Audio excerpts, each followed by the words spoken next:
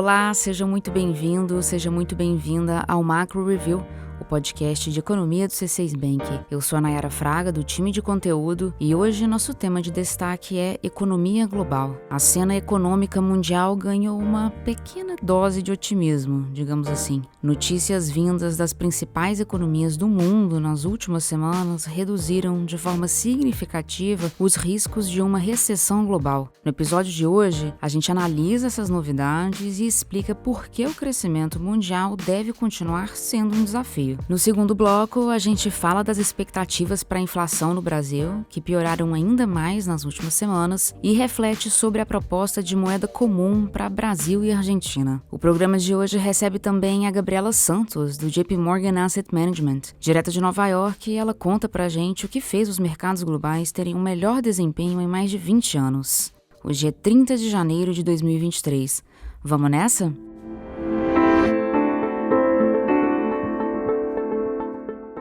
Até praticamente o fim do ano passado, não faltavam indícios de que a desaceleração da economia global poderia vir com tudo. Afinal, a gente estava diante de um cenário que reunia juros altos nos Estados Unidos, inflação global persistente, dívida pública em elevação no mundo, populismo fiscal, crise energética na Europa, nova onda de Covid na China. Hoje, esse quadro continua em boa parte o mesmo, mas novidades importantes vindas de diferentes partes do mundo fizeram as expectativas ficarem menos sombrias. Não é por acaso que o Fundo Monetário Internacional sinalizou que a entidade vai revisar para cima sua projeção para o crescimento global. No Fórum Econômico Mundial, em Davos, a diretora do FMI, a Geeta Gopinath, ela disse esperar uma melhora para o PIB mundial na segunda metade deste ano, indo até 2024. Para entender isso melhor, a gente fez aqui uma análise dos principais dados que alimentam a perspectiva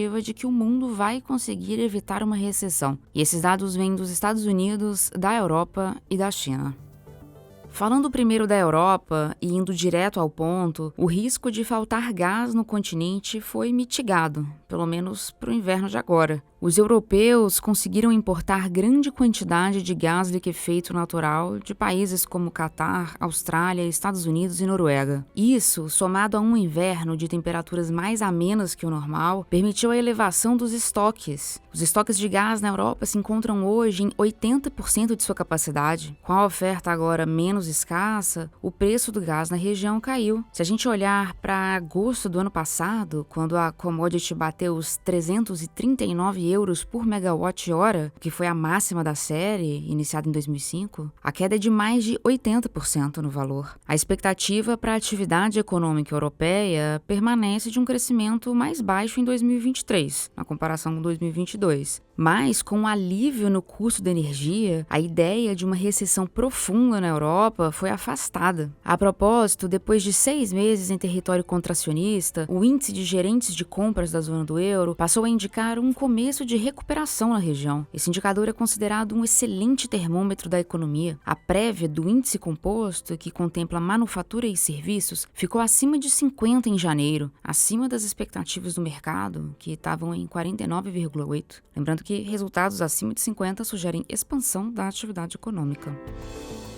E nos Estados Unidos, quais são os sinais positivos para a economia global que vem de lá? O principal deles é a previsibilidade em relação aos juros americanos. A taxa básica de juros da economia dos Estados Unidos, que está em rápida elevação desde março de 2022, ela não deve ir muito além dos 5%. Tudo indica que o Banco Central americano vai interromper o ciclo de alta ao redor desse patamar no primeiro trimestre deste ano, deixando os juros aí estacionados por um bom tempo. Isso porque os efeitos do aperto monetário já se fazem bastante presentes. A atividade econômica americana apresenta desaceleração desde o último trimestre de 2022. Além do recuo moderado no volume de bens produzidos na indústria e na prestação de serviços, a gente observa uma forte retração no setor imobiliário. Esse quadro de previsibilidade em relação aos juros favorece os mercados e a economia global. Para os agentes econômicos, avistar o fim do ciclo de alta de juros americanos representa a perspectiva de um fluxo de dólares mais normalizado e, portanto, maior estabilidade financeira. Para o mundo,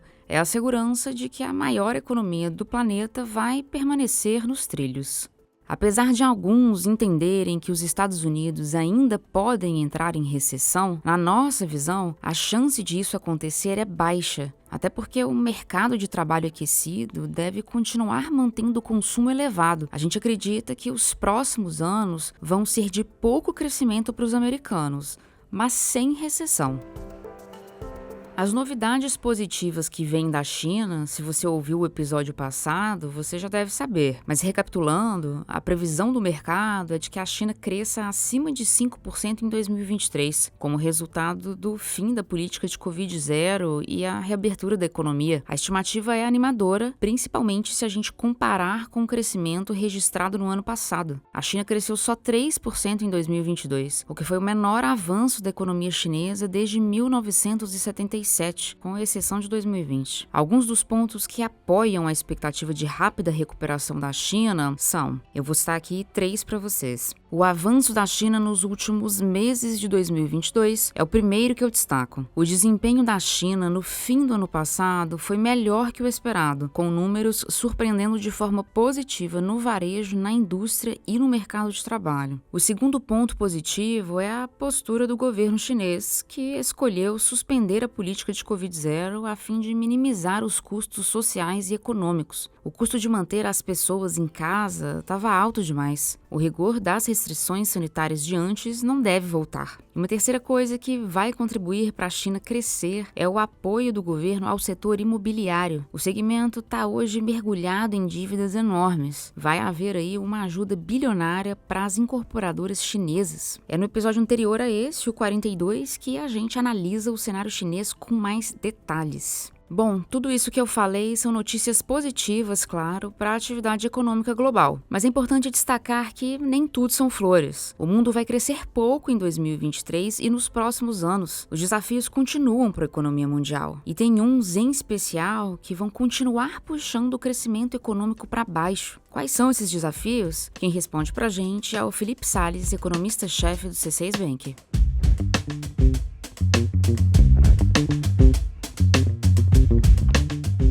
Nayara, o mundo vai continuar crescendo pouco. Toda essa perspectiva de melhora que você comentou, com China se recuperando, Europa solucionando o problema de gás e agora essa noção melhor sobre o rumo que os juros americanos vão tomar, isso tudo só vai fazer com que a desaceleração global seja menos intensa. Ou seja, se a gente antes enxergava a possibilidade de o mundo avançar cerca de 2%, agora a gente acredita que ele vai crescer 2,5%. É melhor, claro, mas ainda assim é um crescimento fraco, historicamente fraco. Foram poucos os momentos em que o mundo cresceu tão pouco. Só para a gente ter uma ideia, nos últimos 25 anos, o crescimento global só ficou abaixo de 2,5% em 3 ocasiões. Em 2001, depois do estouro da bolha das empresas.com, a segunda foi logo depois da crise financeira mundial de 2008 e a terceira foi na pandemia de Covid. Bom, e por que a gente deve crescer tão pouco neste e nos próximos anos? O primeiro motivo são os juros altos. Para combater a inflação que tomou conta do mundo nos últimos anos,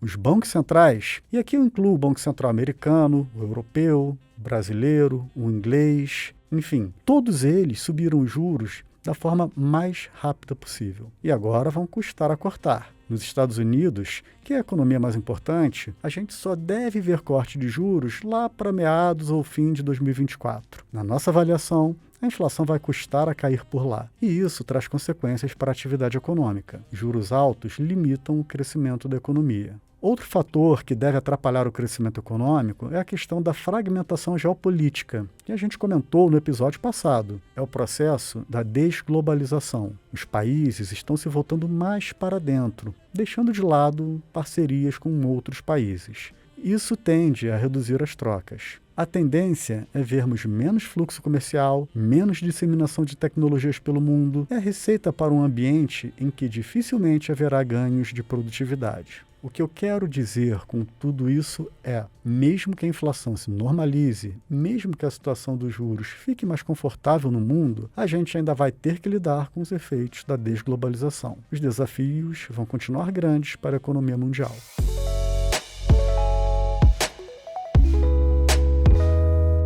Agora o assunto é inflação no Brasil. As expectativas do mercado para a inflação brasileira estão cada vez mais descoladas da meta do Banco Central. Nas últimas semanas, além do avanço nas projeções para o IPCA de 2023, 2024 e 2025, as estimativas subiram até para horizontes mais longos. Agora, o mercado projeta a inflação de 3,5% para 2026 e 2027. A expectativa anterior estava abaixo disso. A piora nas expectativas ocorre em meio ao debate sobre a revisão da meta para o IPCA. Existe uma discussão no governo sobre a adoção de uma meta que fique acima da meta atual, que hoje está em 3,25% para 2023 e 3% para 2024 e 2025. É bem provável que a meta de inflação no Brasil seja sim ajustada para cima. Isso porque o custo de trazer a inflação para a meta atual pode ser alto demais. Imagina subir ainda mais os juros agora. Isso poderia gerar uma recessão prolongada e impactar fortemente o desemprego. Alterar a meta, então, parece ser uma saída para o governo. O problema é que essa alteração da meta não vem sem riscos. Se for concretizada, essa alteração pode trazer riscos à credibilidade do Banco Central, na nossa visão. É que quando os agentes econômicos acreditam no não cumprimento da meta no futuro, a inflação pode acabar subindo no presente. A gente explicou essa dinâmica, aliás, no episódio 40. É lá que você entende melhor como que uma expectativa de inflação mais alta no futuro pode fazer a inflação subir hoje mesmo. Eu recomendo, viu? Episódio 40. Voltando à discussão da alteração da meta, a pergunta que fica no ar é: dá para subir a meta de inflação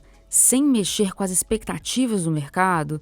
Sem fazer com que elas piorem? Na nossa avaliação, isso só seria possível depois da escolha de uma âncora fiscal rigorosa para o Brasil. Estou falando aqui do mecanismo responsável por ditar o limite das contas do governo e enviar aos agentes econômicos o sinal de comprometimento fiscal. Com o fim do teto de gastos, que limitava as despesas à inflação passada, qual vai ser a âncora de agora? A gente acredita que âncora fiscal rigorosa é a pré-condição para mudar a meta de inflação sem desancorar as expectativas. Mudando de assunto, a proposta de criar uma moeda comum para o Brasil e para a Argentina gerou debate nos últimos dias. Diferentemente do euro, que é usado por milhões de pessoas na Europa, a moeda seria adotada apenas em fluxos financeiros e comerciais entre Brasil e Argentina. Estariam em discussão ainda a escolha do nome SUR para a moeda e o convite a outras nações latino-americanas para participarem desse projeto. Pouco foi detalhado além disso, e sabe-se que esse é um plano para o longo prazo, sem impacto relevante para a economia nos próximos anos. A reflexão que a gente faz por hora se concentra em 2 pontos. O primeiro é sobre o lastro. O que seria usado como garantia de valor para a moeda SUR? A Argentina sofre com escassez de dólares e tem dificuldade para financiar exportações. O mercado vê como arriscado dar crédito a um país nessas condições, que incluem ainda dívida elevada e inflação de 100% ao ano. Qual seria, então, a garantia para o Brasil? Nossa segunda reflexão é sobre prioridades. Se o objetivo é estimular a indústria brasileira e a sua capacidade de exportação, existem deveres de casa antigos que poderiam ser feitos antes, como a simplificação tributária que é tão necessária para melhorar o ambiente de negócios no Brasil. Estamos no fim de janeiro e já dá para ter uma ideia de como foi o desempenho dos mercados pelo mundo neste início de ano. A Gabriela Santos, estrategista de mercados globais do JP Morgan Asset Management, acompanha de perto esses movimentos e vai contar para a gente agora os motivos que fizeram os mercados de ações e de renda fixa apresentarem os melhores resultados em mais de 20 anos. Ela falou com a gente direto de Nova York, onde ela está baseada. A recuperação dos mercados globais continuou na semana passada. Isso tem sido, na verdade, um ótimo começo do ano, depois, claro, de um 2022 muito difícil para os mercados globais.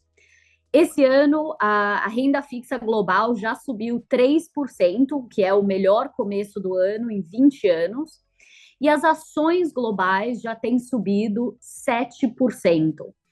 Especialmente as ações na Europa, com o melhor começo do ano desde 1989, e em países emergentes, especialmente na China, com o melhor começo do ano também desde 1989. O que mudou? As coisas ainda estão um pouco difíceis em termos da macroeconomia para esse ano. Ainda perguntas sobre inflação, sobre aumento de juros. Essa semana vamos ter mais aumentos do Banco Central americano, na quarta, e do Banco Central Europeu na quinta. E ainda temos perguntas sobre possibilidade de recessão, especialmente nos Estados Unidos. Não agora, os dados econômicos ainda estão fortes, mas mais para a segunda metade do ano. Então, por que a recuperação tão forte? A razão é que, claro, os mercados se antecipam das más notícias, muito desse cenário macro já é esperado, já foi refletido muito ano passado, e também as notícias têm melhorado na margem, especialmente na Europa e na China. Na Europa, semana passada, tivemos notícias melhores, ainda melhores, com os preços de gás natural caindo ainda mais 20%, e agora com os preços de energia na Europa mais baixos do que estavam antes da guerra da Ucrânia. Isso limita muito a possibilidade de uma recessão, e especialmente uma recessão severa. E os dados econômicos têm melhorado na Europa já por 3 meses, pesquisas como a PMI já estão subindo. Também tivemos notícias muito melhores na China, com a rápida reabertura, a saída da política de zero Covid. Semana passada foi o Ano Novo Chinês na China e os dados de mobilidade e dados de gastos no feriado têm sido extremamente positivos.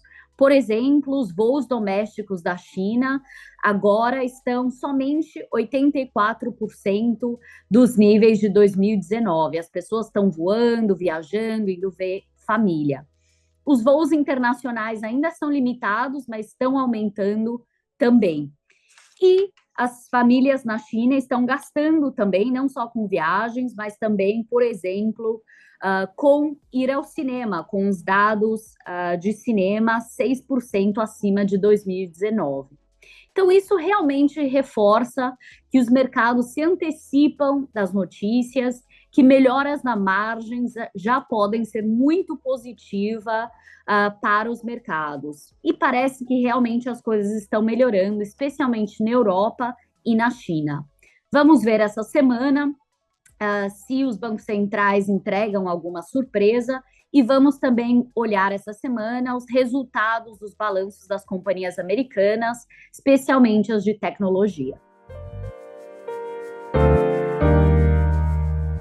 Hora da nossa agenda, eu compartilho aqui os principais dados econômicos que nossa equipe acompanha nesta semana. Na terça-feira, 31 de janeiro, sai o PIB do quarto trimestre da zona do euro. A gente espera um aumento no ritmo de crescimento da região por conta do barateamento da energia, que é justamente o que a gente comentou aqui no primeiro bloco desse episódio. Na quarta-feira, 1º de fevereiro, tem decisão de política monetária no Brasil e nos Estados Unidos. No caso do Brasil, a gente espera que a Selic seja mantida onde está, em 13,75%. No caso dos Estados Unidos, a expectativa do mercado é de alta de 0,25 ponto percentual, mas na nossa visão uma alta de meio ponto seria mais adequada, considerando que a inflação americana continua alta. Na quinta-feira, dia 2, também tem decisão sobre juros na zona do euro. A gente espera alta de meio ponto percentual em razão da inflação ainda elevada na Europa.